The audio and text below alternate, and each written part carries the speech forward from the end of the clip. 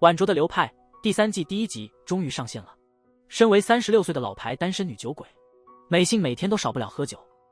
今天一大早，她就有一件重要的事，那就是一边幻想晚上的喝酒场景，一边自己腌一盒辣白菜。美信每年都会搬家，这次搬到了公司的员工宿舍，虽然比之前的房子小了一点，但更加干净整洁，而且还有采光好的窗户和大小适中的厨房。最关键的是，房租便宜了不少，省下的钱可以用来更好的支持晚上的小酌。当然，这也是因为美信是公司里优秀的员工，才有资格住在宿舍。接着，美信换上了工作时要穿的套装，看了看手表，快到上班时间了。今天早上，美信像往常一样，从3层高的柜子里挑出2个喜欢的酒杯，放进冰箱冷藏室后，安心离家去上班。那我先出门了。元气满满的美信一到公司，就跟小葵和岛村打了个招呼。不一会儿，最近常来的客人横野先生到了，他为搬家后的礼品送什么而烦恼，因此迟迟不肯去找房子。他觉得选不好礼品，就没法找到合适的房子。美信特别能理解横野先生的感受，因为他搬家后也一直没带礼物去拜访邻居。横野先生带了不少东西来，有点心、罐头和一些洗漱用品，但他觉得吃的有味道差异，没有绝对的标准。洗漱用品如果被认为是廉价，就尴尬了。美信建议他送高级纸巾挺好，或者送礼品卡，这样对方可以自己选喜欢的东西。横野先生决定再考虑一下，但美信却开始烦恼自己的问题。海野分店长建议他送一些邻居感兴趣的东西，岛村和小葵都觉得海野分店长难得这么正经。我不是分店长，我是最优秀的分店长。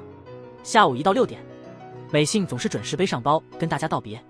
他搬家的另一个理由是，从公司回家的路上经过繁华的商店街，这里的蔬菜和各种食材都很新鲜，随时能看到，也可以为自己晚上的小酌提供更好的灵感。并且这里还有他新来的仙鹤超市。唯一的遗憾是再也见不到真山店长和牛场先生了。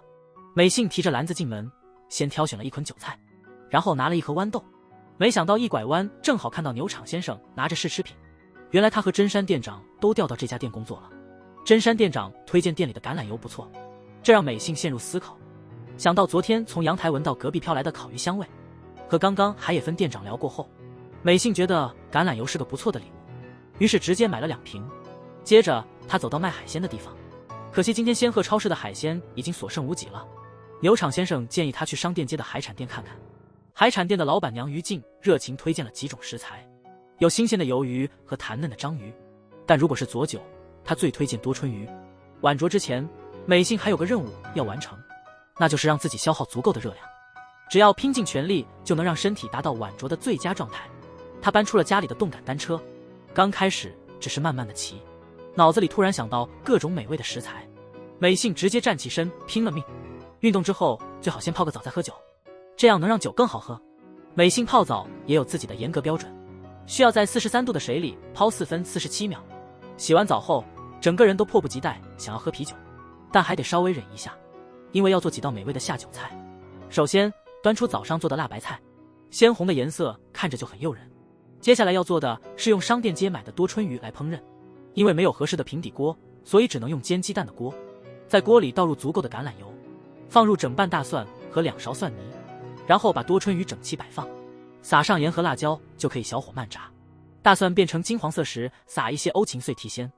等待时把豌豆抽丝，然后将豌豆焯水，再过冰水，把明太子捣碎和蛋黄酱搅拌均匀，然后淋在豌豆上，这样一份小凉菜就做好了。最后要炒辣白菜五花肉，橄榄油热锅炒香蒜末，一定要用新鲜猪五花肉来保证口感。猪肉一变色就加入自制辣白菜，糖和酱油调味，加少许韭菜和辣椒粉，翻炒至猪肉熟透即可。喜欢更辣可再加辣椒粉。准备完毕，现在只要从冰箱拿出冰冻啤酒和酒杯，就能开始一天中最幸福的晚酌。经历了动感单车和泡澡的身体，瞬间彻底放松下来。先品尝一下自己腌的辣白菜，这种味道正好，不会发酵过头太酸，用辣椒粉腌的格头很脆，豌豆拌明太子蛋黄酱带来更多香甜味道，还有清脆的口感。一片辣白菜，一半头泡菜，再加一根豌豆，就足以让美信把剩下的啤酒喝光。美信从冰箱又拿了一瓶啤酒和一个冰镇杯子，他这么做是因为第一个杯子用过后温度上升了，继续用会影响啤酒的最佳口感。接下来从口感更柔和的猪肉开始，因为加了辣白菜，猪肉变得更软嫩了。多春鱼原本不在美信的晚酌计划里，奈何老板娘强力推荐，使得美信的期待值暴涨。只尝了一口，美信就被鱼的鲜美征服了。接下来一口配上橄榄油浸泡的大蒜，没有比这更搭啤酒的了。辣白菜炒五花肉，美信有创意的挤了一些蛋黄酱，让味道变得更加美味。点，今天的主食是法棍沾着带多春鱼味的橄榄油，每吃一口鱼都要蘸满汤汁，一点都不浪费。第二天，美信终于鼓起勇气和邻居打招呼，没想到一开门，里面的人居然是海野分店长。这礼物送的真不划算。晚酌地流派第3季第2集更新了。如果你问如何把啤酒喝得更有滋味，36岁的单身女酒鬼美信正好能告诉你答案。为了晚上喝酒有好状态，美信最近每天早起锻炼，原以为能坚持60秒的动作，没想到50秒就撑不住了。怎样才能突破自己的极限呢？成了美信最近的大困扰。眼看上班时间快到了，她换好工作穿的衣服，从柜子里挑了2个不同的酒杯，放进冰箱里冷藏才安心去上班。那我出门去了。今天店里来了个穿运动服的客人，小葵一眼认出了他，原来是他健身房常见的私人教练加藤。因为工作和爱好，即使在家加藤也喜欢锻炼，但他住的房子抬一抬手臂，地板就滋滋响，所以他想搬到更结实的房子。只要满足这个条件，房子的具体位置不关键，小葵答应得很爽快。其实他一点想法都没有。时针到6点时，美信照常背起包准备走，却被小葵叫住了。小葵请教他，美信说要找到合适的房子，先得了解加藤先生。小葵点头同意，于是拿出了一张健身房的传单，拉着美信就要一起去加藤工作的健身房。仔细一想，其实不错，毕竟美信最近也在努力突破晚酌的瓶颈，只是他以前被私人教练坑过，之前的教练对美信为了更好享受晚酌而健身的目标嗤之以鼻，但加藤非常认同他的想法，这也让美信更想练好身体。第一项训练是杠铃卧推，这样的强度即使对美信来说也挺有挑战。加藤一开始工作就非常激动，不断用晚酌激励美信。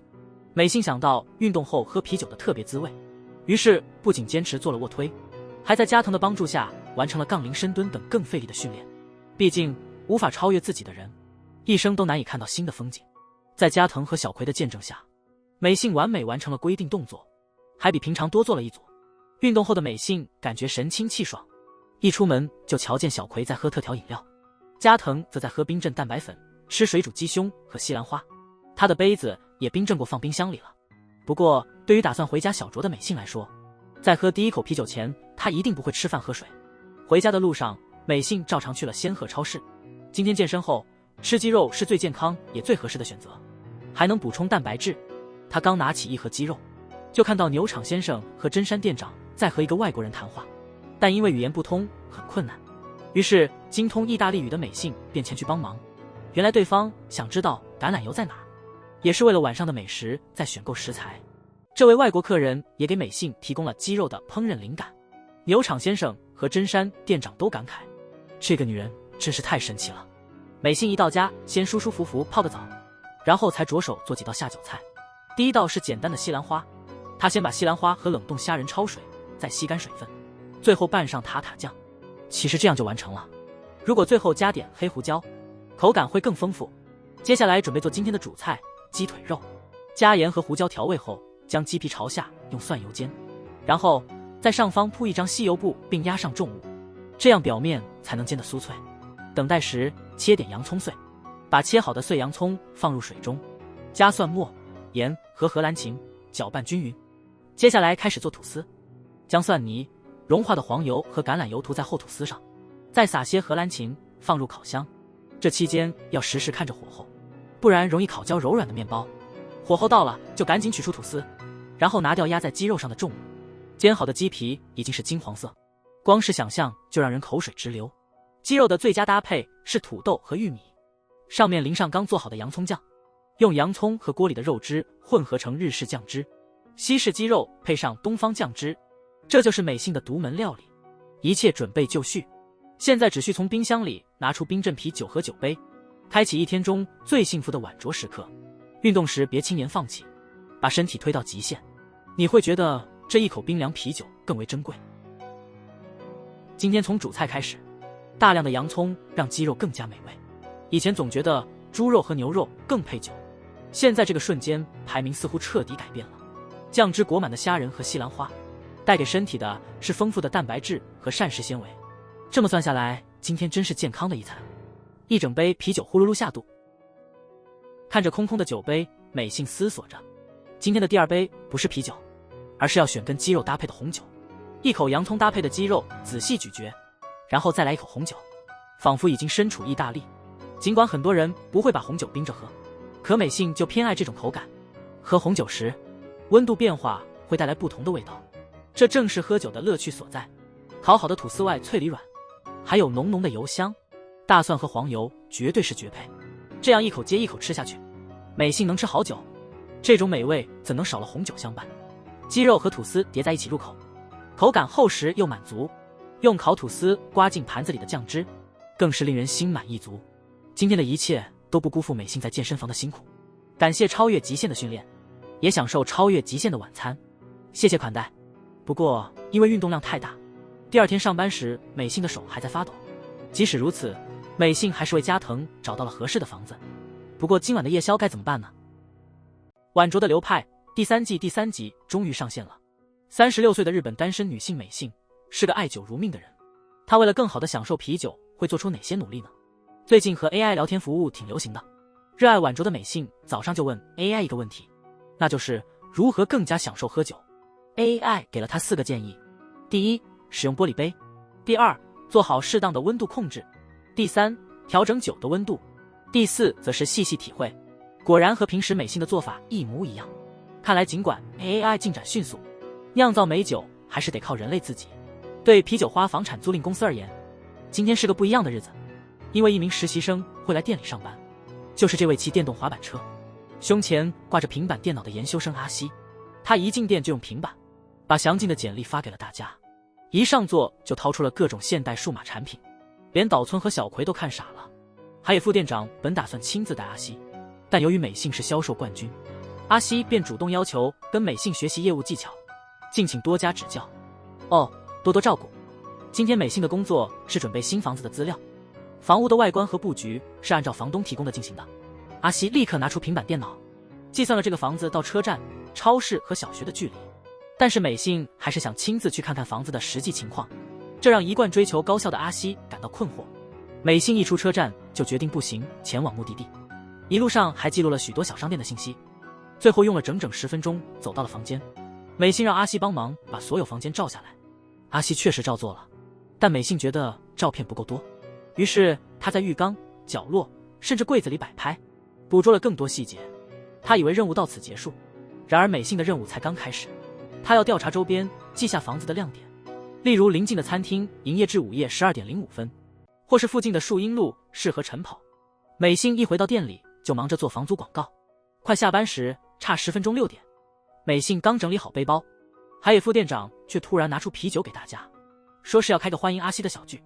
阿西则表示自己更喜欢吃饱过喝足，他最爱的是猪肉寿喜烧。虽然美幸决定饭前绝不先喝，他还是举杯语重欢迎阿西。干杯！阿西一口干了冰啤酒，感觉十分舒爽，前所未有。这全因他今天辛苦走了超过2万步，把身体累到了极点。他正想转头和美幸分享这快感，谁知美幸已经下班走了。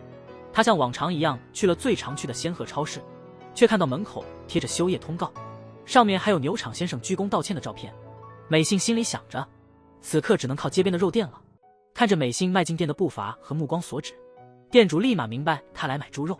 美幸选了200克薄切的猪五花肉，就是那种烫锅用的。得知美幸只想用普通调味料后，店主却推荐了一种新的味噌做法。离店时，美幸又顺手买了个刚炸的肉饼，只要100日元。回到家，她立刻洗了个澡，洗去了疲劳。这季里，美幸几乎天天泡澡，一如既往的在43度的热水里泡4分47秒，然后立刻起来，戴上围裙准备做饭。把番茄切成小丁，把苏子叶卷起来后切成细条，用香油、蚝油和蒜泥调成酱汁，然后把番茄丁、苏子叶细条和醋泡姜片加进去，拌匀后撒上点芝麻，一道清爽的小菜就完成了。接下来的菜品做法更简单，把买回的肉饼加热一下，铺在切好的卷心菜丝上，稍微花点心思，混合蛋黄酱和番茄酱调出一碗极光酱。接下来准备做猪肉寿喜烧，用酱油、料酒、味淋、大蒜和味增调成调味汁，然后把喜欢的食材切好，在涂了油的锅中依次放入魔芋丝、豆腐、香菇、大葱，撒上砂糖，倒入调味汁。这一幕就像倒啤酒进杯子一样。现在是情绪高涨的时刻，汤汁一沸腾，就把猪肉片加进去，一切都准备好了。现在就差从冰箱取出冰皮和杯子，马上就能享受一天中最幸福的晚饮。在炎热的夏日里，长时间在街上走后喝上冰啤，这感觉真是太爽了。今天还是先从凉菜开始吃，混合西红柿和腌姜片，酸甜味在口中爆开，真是夏天的完美享受。这么一口下去，美信肯定得再大口喝啤酒。接下来咱们尝尝炸肉饼吧。从小我总以为肉店的炸肉饼特别好吃，这对美信来说一直是个谜。浓厚的抹上一层极光酱，口感十足，肉汁四溢，得用这最后一口啤酒来配。今天的第二杯酒是美信早上才决定的，杯中加了一堆大冰块，然后倒上满满的原味苏打水，这种清新口味很配今天的浓郁料理。美信兴奋地打着鸡蛋液，首先得尝尝寿喜烧里的肉和大葱，它们在鸡蛋液中滚一滚，猪肉变得更加鲜嫩，葱味也更加突出，嚼起来能感受到汤里的丰富味道。现在来一口冰爽的原味苏打正合适，真得感谢阿西和那个肉店老板给的灵感，每个都是过了。现在就是尽情享用的时刻。这寿喜烧这么好吃，一个蛋肯定不够，炸猪排还有更多吃法，加点柠檬汁或者极光酱味道更棒。试下用极光酱蘸寿喜烧里的菜。我吃饱了。没多久，阿西的实习就结束了。他很感激美信教他重视亲自脚踏实地工作，但阿西并不愿意未来留在这个门店，他更想去数码部门。他打算创一个系统，让努力工作的人获得更多认可。我好像开始讨厌晚上喝酒了。作为一位36岁的资深独居酒客，美信的生活里总要热情地喝上几杯。但今天起床，美信似乎完全变了个人，显得情绪低落，面带忧郁。他走到存放酒杯的柜子前，正要打开柜门的那一刻，他转身走了，没有像平时那样把酒杯放进冰箱冷藏。上班后，他工作上也是错误连连。海野老师，抱歉，我今天下午能请假吗？海野老师也察觉到美信的异常，于是爽快地批准了请假，还承诺会负责美信的工作。谢谢。说完，美信就背着包走了。这是美信工作后首次遇到这种情况。在回家的路上，提不起劲的美信突然决定去寺院。他与其他困惑的人一起坐禅，住持秋光子在帮忙解决人们的困扰，用木板敲打他们的肩和背。当人们执迷不悟时，一棒能打破迷茫，触及心灵。到了交流时间，住持让大家把心里的疑惑和烦恼说出来。我似乎不喜欢晚上喝酒了。大家都不太理解美信的烦恼，但对美信而言，晚酌是他生活的乐趣。他每天都想着怎样能喝得更爽。可这周他觉得晚上喝酒越来越没劲，就算做了美味可口的菜，他也感觉美食的乐趣不在。原本因晚酌找到的快乐，完全不知道今晚吃啥好。一想到得好好喝一杯，心就急得很，连工作都做不好了。设定的目标太高，用力过猛，反倒不会成功，只会陷入挣扎和痛苦。住持跟美信说，有着烦恼的人很多，像是艺术家或运动员。住持给美信写了个放下醋他去释怀，告诉他执着容易迷失自己，提议他不妨与平常的喝酒保持些距离。在住持的点拨下，美信心情明显舒缓了许多。他回家路上顺路进了家居酒屋，决定在这里喝一杯再回去。家中的例行晚酒今晚先暂停。当美信准备点菜时，注意到隔壁桌的客人都在用卫兵的杯子饮酒，下酒小菜竟然只有炸虾片。美信突然记起自己过去喝酒时，都会精心准备冷啤酒和玻璃杯，还特地做了各种美味的小菜。他实在受不了这种随便的喝酒方式，显然他更喜欢一贯的喝酒习惯。于是他提起包，迅速离开了居酒屋。此刻他脑海里有2000个菜想尝试。回过神来时，他已经到了常去的仙鹤超市。超市里今天正好有分割鳗鱼的表演，可惜真山店长想抓那滑溜的鳗鱼都抓不到。关键时刻，美信突然伸手抓到了一条。他觉得住持写的下字就像条在水中游的咸鱼，这肯定是激发了他今晚喝酒的灵感。我要买盒鳗鱼。美信一向节俭，他没买牛场先生推荐的2780日元的高级蒲烧鳗鱼，而是选了980日元的那种，从特7700实施购买。回家后，美信连衣服都未换，就直接从柜子里拿出2个酒杯，因为要快速让酒凉，他便把酒杯放进冷冻层，然后他去浴室泡澡了。美信在43度的热水中泡了4分47秒，他发现这是泡澡消疲劳的最佳时长。泡完澡，他戴上围裙，开始做配酒小菜。虽然鳗鱼便宜，但今天照样能吃得很好。首先烧开水，用小竹篓让茶泡得更浓，接着把鳗鱼放入煮好的茶里煮10分钟，这样可以去掉鳗鱼的腥味。黄瓜、明河和生姜切成细丝，牛肉用相同方法切成小片。准备好这些，就可以把鳗鱼从茶水中捞出，接着在清水里清洗干净，用厨房纸吸干表面水分。鳗鱼的酱汁煮沸后淋在鳗鱼上调味，再切成小块，撒上花椒即成。准备一个小砂锅，放入甜味高汤、煨牛蒡，同时手动制作一些山药泥，把它和鸡蛋好好混一混。锅里汤一沸，就把山药蛋泥倒进去，盖上锅盖，稍等片刻，撒点花椒粉就完成了。然后把黄瓜、明河和姜丝摆好，再放上鳗鱼，用醋稍微调一调，撒上花椒，这凉菜也就做好了。一切都准备好了，现在只要从冰箱里取出冷冻的啤酒和杯子，就能享受一天中最幸福的晚酌时光。我要开始吃了，隔了好久再喝晚酌的感觉真不错。那冰啤酒一入喉，熟悉的亲切感涌上心头。今天不想想任何杂事，只想好好享受这个时刻。先来点小凉菜开胃，加点黄瓜和明河拌上醋，这样的搭配最适合夏日。鳗鱼带着酸味和调料完美结合，再来一大口冰啤，简直太爽了。用茶水煮过的蒲烧鳗鱼味道更佳，一点不显廉价。很快让美信喝完了剩下的啤酒，接着把新的啤酒和冷杯子从冰箱里拿出来，用勺子舀起带鳗鱼的鸡蛋山药泥，那粘稠的口感恰好包裹鳗鱼，这正是美信最喜爱的味道和口感，已经尝遍了每一样。现在该准备今天的主食了，在米饭上放上鳗鱼和葱花，浇上茶汤。鳗鱼茶泡饭是土用丑日的必吃美食，用勺子把鳗鱼轻轻捣碎，带有各种食材的茶泡饭入口，真的是幸福满满。美信自问，喝酒怎么这么幸福？自己到底在烦什么？虽是汤水料理，却意外适合下酒。努力做好吃的，然后细细品尝。美信的晚酌这样简单就够了，接下来就是尽情享受美食的时间了。试着给鳗鱼加点芥末，这种呛劲儿真解乏。鳗鱼确实不仅美味，还振奋人心。茶汤的最后一滴也别浪费，把碗里的都吃光。今晚的宴请真是尽兴，我已经吃饱了。第二天，美信精神满满的去上班，一到公司就看见海野先生在那儿跪着。美信只请了半天假哦。海野先生把美信的工作全弄错了，但对精力恢复的美信而言，这都不算什么问题。